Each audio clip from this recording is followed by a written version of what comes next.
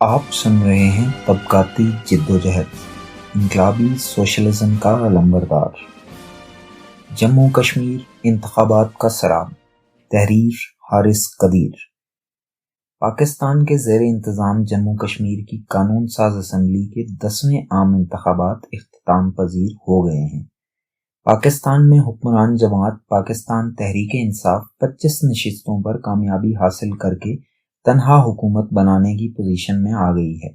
Pakistan Peoples party 11 نشستوں کے ساتھ دوسرے نمبر پر ہے، جبکہ اس خطہ میں حکمران رہنے والی مسلم لیگ نون محض 6 نشستیں ہی حاصل کر پائی ہے۔ ریاستی جماعتیں کہلانے والی پاکستان نواز مسلم کانفرنس اور جموں کشمیر پیپلز پارٹی نے محض ایک نشست ہی حاصل کی ہے۔ قانون ساز اسمبلی کے ایوان میں مجموعی طور پر 53 نشستیں ہیں، جن میں سے 45 پر براہ راست انتخاب ہوتا ہے۔ 33 نشستیں پاکستانی زیر انتظام جموں کشمیر کی جغرافیائی حدود میں موجود انتخابی حلقوں پر مشتمل ہوتی ہیں، اور 12 نشستیں مہاجرین جموں کشمیر مقیم پاکستان کی ہوتی ہیں۔ یہ حلقے پاکستان کے چاروں صوبوں میں پھیلے ہوئے جموں کشمیر کے مہاجرین پر مشتمل ہوتے ہیں۔ مہاجرین کے حلقوں میں پاکستانی زیر انتظام جموں کشمیر کے الیکشن کمیشن کا اختیار محض بیلٹ پیپر پہنچانے اور ووٹر فہرستیں مرتب کرنے تک ہی ہوتا ہے۔ انتخابات کا باقی عمل چاروں صوبوں کے متعلقہ اضلاع کی انتظامیہ ہی مکمل کرتی ہے۔ یہی وجہ ہے کہ ان انتخابی حلقوں میں سے ہمیشہ وہی جماعت کامیاب ہوتی ہے جس کی وفاق اور پنجاب میں حکومت ہو۔ قانون ساز اسمبلی میں 8 محسوس نشستیں ہوتی ہیں، جن میں ایک ٹیکنوکریٹ، ایک علماء مشائخ، ایک سمندر پار کشمیریوں کی نمائندگی کے لیے اور 5 خواتین کی محسوس نشستیں شامل ہوتی ہیں۔ ان نشستوں پر انتخاب منتخب ممبران اسمبلی کے ذریعے ہوتا ہے۔ اس خطہ میں عمومی طور پر وہی جماعت انتخابات میں کامیابی حاصل کرتی آئی ہے جس کی پاکستان کے وفاق میں حکومت ہو۔ طاقت کا اصل مرکز وزیر اعظم پاکستان اور وزارت امور کشمیر کا ہونا محسوس قبائلی، علاقائی برادری جیسے تعصبات پر مبنی معاشرے میں تعصبات اور تقسیموں کے توازن کو حکمران جماعت کے حق میں استعمال کرنا، اور سب سے بڑھ کر ریاستی طاقت، وسائل اور اثر و رسوخ کو ایک محسوس میکانزم کے تحت استعمال میں لا کر کسی محسوس جماعت یا گروہ کے حق میں رائے ہموار کرنا اس سب کی بنیادی وجوہات میں شامل ہیں۔ پاکستان زیر انتظام جموں کشمیر کا انتظام و انصرام ایک نوآبادی کے طور پر چلایا جاتا ہے۔ برطانوی نوآبادیاتی دور میں استعمال ہونے والے تمام طریقے اور اصول یہاں پر بھی اسی طرح سے استعمال کیے جاتے ہیں۔ ایک ایکٹ جسے عبوری آئین 1974 کہا جاتا ہے کے ذریعے سے قانون ساز اسمبلی کی ایکسرسائز کی جاتی ہے۔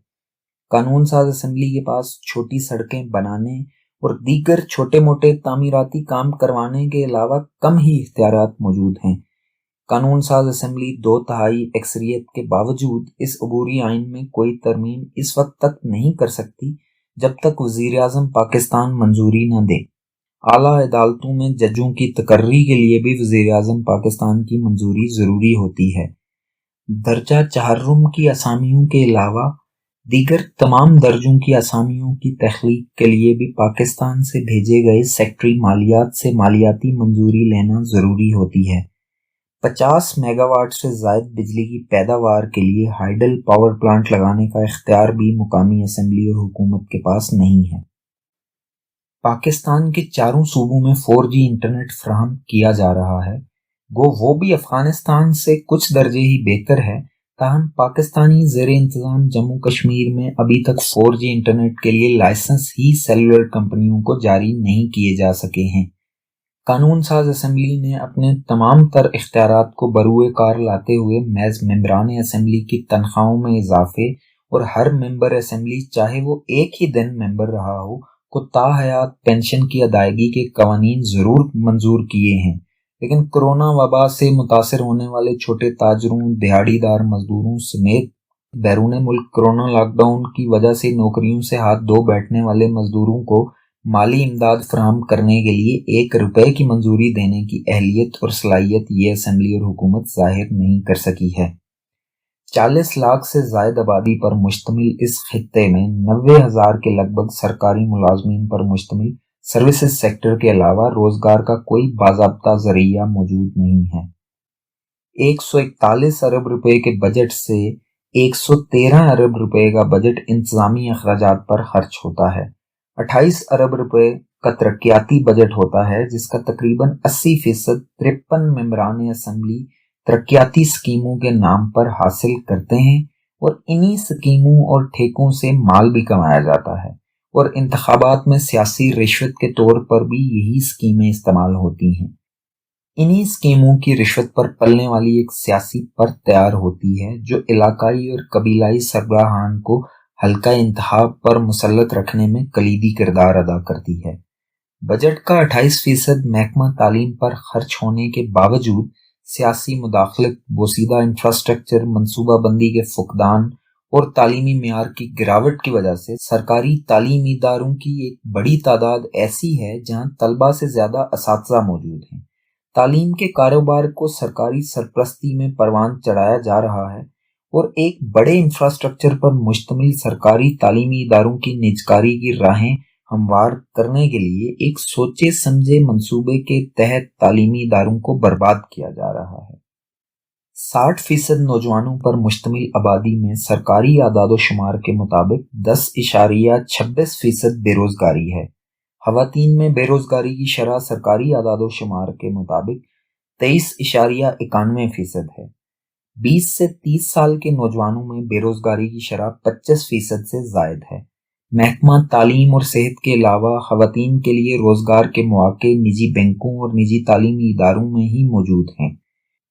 گریجویشن سے ایم فل تک تعلیم حاصل کرنے کے بعد خواتین 5 سے 15 ہزار ماہانہ تنخواہ پر نجی تعلیمی اداروں میں نوکریاں کرنے پر مجبور ہیں۔ سرکاری نوکریوں کے علاوہ روزگار کا سب سے بڑا ذریعہ نجی تعلیمی ادارے اور چھوٹا کاروبار ہے، جس میں دکانداری، ہوٹل اور گیسٹ ہاؤس وغیرہ شامل ہیں۔ اس خطے میں روزگار کا سب سے بڑا انحصار بیرون ملک محنت کی فروخت پر ہے۔ تقریباً 15 لاکھ محنت کش مشرق وسطیٰ، یورپ، برطانیہ، امریکہ، کینیڈا، افریقہ اور دیگر ملکوں میں پھیلے ہوئے ہیں۔ 40 لاکھ کی آبادی میں سے سالانہ اوسط 30,000 نوجوان روزگار کے حصول کے لیے بیرون ملک جاتے ہیں۔ ایک بڑی تعداد غیر قانونی ذرائع استعمال کرتے ہوئے یورپ اور امریکہ پہنچنے کی کوشش کرتی ہے۔ بیرون ملک سے آنے والے زر مبادلہ کی بنیاد پر ہی اس خطے میں نجی تعلیمی ادارے اور چھوٹے کاروبار چلتے ہیں، اور ایک صارفین پر مشتمل معاشرہ ترتیب پاتا ہے۔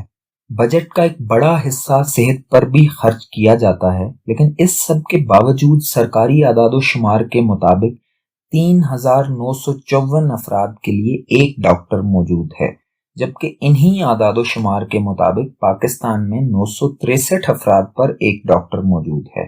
پاکستان بھر میں شعبہ صحت کی خستہ صورتحال کو سامنے رکھتے ہوئے اندازہ لگایا جا سکتا ہے کہ کشمیر میں صحت کی سہولیات کی کیا کیفیت ہوگی۔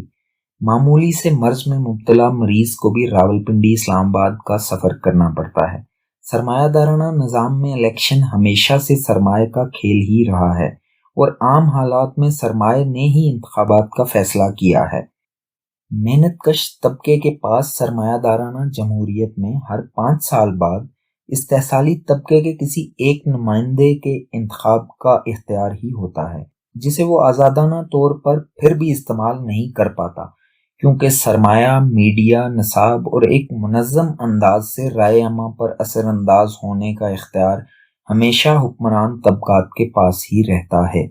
اس لیے سرمایہ دارانہ نظام میں انتخابات کو شفاف اور منصفانہ قرار دینا ہی جرم ہے۔ تاہم تکنیکی پسماندگی اور تاریخی تاخیر زدگی کا شکار ان معاشروں میں جہاں سرمایہ دارانہ قومی جمہوری انقلاب کے فرائض مکمل نہیں ہو سکے، وہاں سرمایہ داری کے معیارات کے مطابق آزادانہ اور شفاف انتخابات کا تصور بھی نہیں کیا جا سکتا۔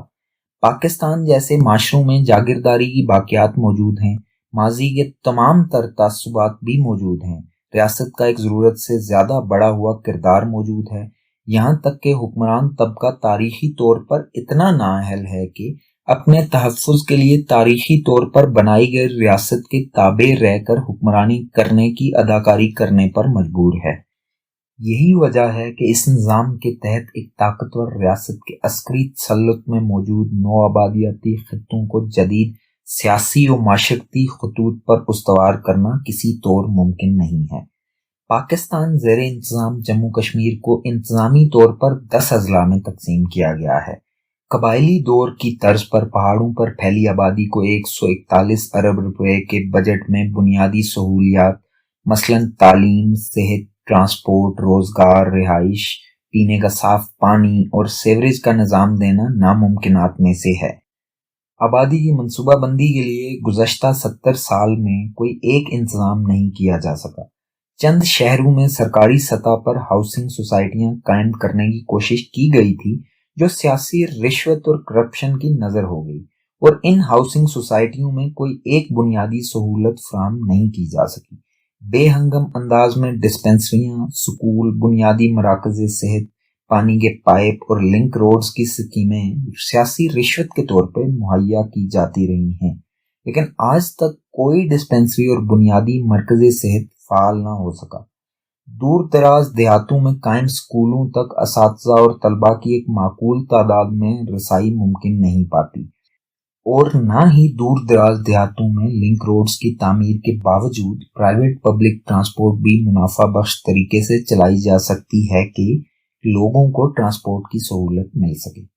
ہزاروں سال پہلے جس طرح مختلف قبائل محسوس علاقوں میں آباد تھے، اسی طرز پر ابھی بھی آبادی کا تناسب موجود ہونے اور جدت کے جزوی و ادھوری صلاحیت کی وجہ سے ماضی کے تعصبات، عقائد اور اقدار کا جدید پارلیمانی نظام کے ساتھ ایک بیہودہ ملغوبہ موجود ہے، جس کی وجہ سے اس خطے میں انتخابات ظاہری طور پر تو جدید پارلیمانی طرز پر ہوتے ہیں، لیکن عمل درآمد ماضی کے قبائلی نمبرداری نظام کے تحت ہی ہو پاتا ہے۔ طاقتور قبیلوں میں دولت، طاقت اور ریاستی آشرواد کے حامل افراد ہی الیکٹیبلز کے طور پر موجود رہتے ہیں۔ مختلف علاقوں میں ایک یا دو بڑے قبیلے ہوتے ہیں۔ ان قبائل کے ایک یا دو افراد ایک محسوس ریاستی مداخلت سے پروان چڑھائے جاتے ہیں۔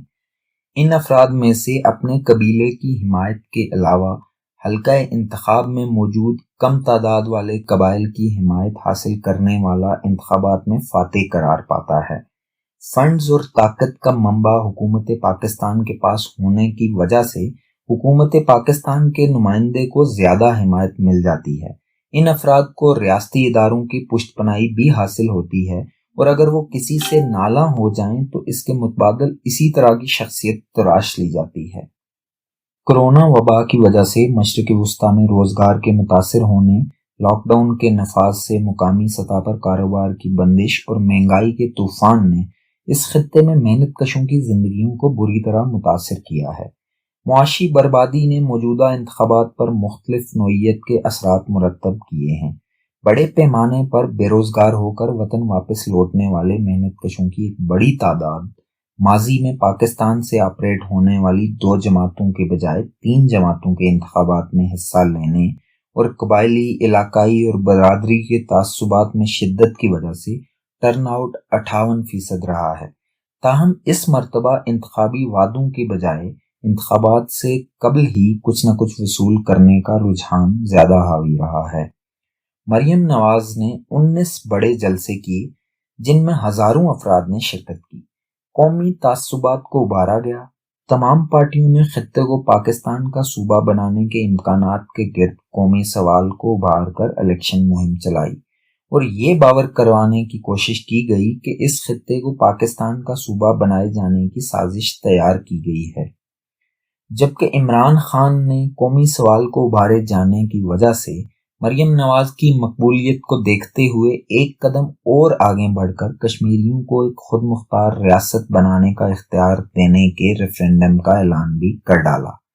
تاہم موجودہ نظام کے اندر رہتے ہوئے پاکستان کا صوبہ بنائے جانے یا آئینی و انتظامی تبدیلیوں کے ذریعے اس خطے کے محکوم انسانوں کے مقدر نہیں بدلے جا سکتے، اور نہ ہی اس نظام کے اندر رہتے ہوئے یہ بحران زدہ ریاستیں اور سامراجی ادارہ UNO کوئی رائے شماری کروا سکتے ہیں۔ حکمران طبقات ہمیشہ قومی، لسانی، نسلی، مذہبی اور فرقہ وارانہ تعصبات کو اپنے مذموم مقاصد کے لیے استعمال کرتے آئے ہیں، اور ان انتخابات میں بھی قومی مسئلے کو حکمران طبقات نے اپنے مذموم مقاصد کے حصول کے لیے استعمال کیا ہے۔ در حقیقت قوم پرستی حکمران طبقات کا ہی نظریہ ہے جو اس کا بہترین استعمال کرنا بھی جانتا ہے۔